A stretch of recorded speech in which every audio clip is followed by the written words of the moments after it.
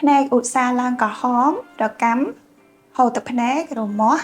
ក្តៅនៅក្នុងខួរភ្នែកហើយពេលខ្លះមានអាការៈស្រវាំងទាំងអស់នេះវាគឺជាអាការៈខ្លះៗរបស់ជំងឺកន្ទុយថ្លែនតើអ្វីទៅជាជំងឺកន្ទុយថ្លែនជំងឺកន្ទុយថ្លែនភ្នែកវាកើតឡើងដោយសារតែ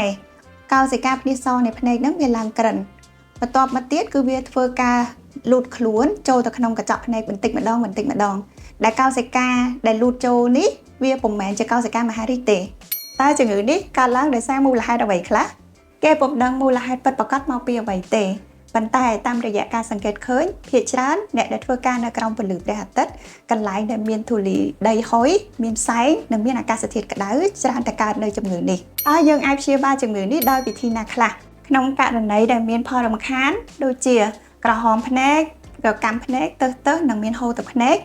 ហើយកន្ទុយថ្លែនស្ថិតនៅក្នុងដំណាក់កាលដំបូងយើងអាចព្យាបាលដោយការប្រើថ្នាំបន្តក់ដើម្បីបន្ថយអាការៈខាងលើទៅតាមវេជ្ជបញ្ជារបស់គ្រូពេទ្យឯកទេស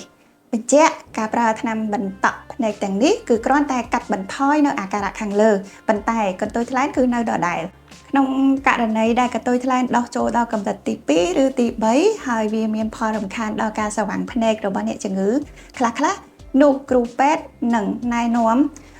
វិធីព្យាបាលដោយការវះកាត់បកកន្ទុយថ្លែនគឺជាវិធីសាស្ត្រតែមួយគត់ក្នុងការព្យាបាលជូនអ្នកជំងឺដែលការវះកាត់នេះពុំមានគ្រោះថ្នាក់អ្វីឡើយហើយក៏ពុំប៉ះពាល់ដល់ការងងឹតភ្នែកទេហើយជោគជ័យស្ទើរ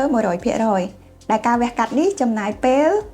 ចន្លោះពី20ទៅ30នាទីតែប៉ុណ្ណោះហើយពុំមានការឈឺចាប់នៅក្នុងកំឡុងពេលធ្វើការវះកាត់នេះទេតែយើងត្រូវការពារជំងឺកន្ទុយថ្លែននេះបានដោយវិធីណាខ្លះទី1ត្រូវពាក់វ៉ែនតាការពារពន្លឺថ្ងៃ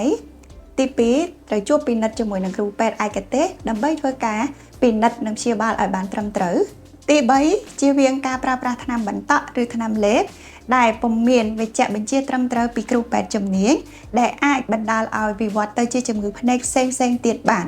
សូមបងប្អូនកត់ចំណាំថាពុំទាន់មានថ្នាំលេបឬថ្នាំបន្តក់ណាមួយដែលអាចព្យាបាលជំងឺកន្ទុយថ្លែននេះជានៅឡើយទេ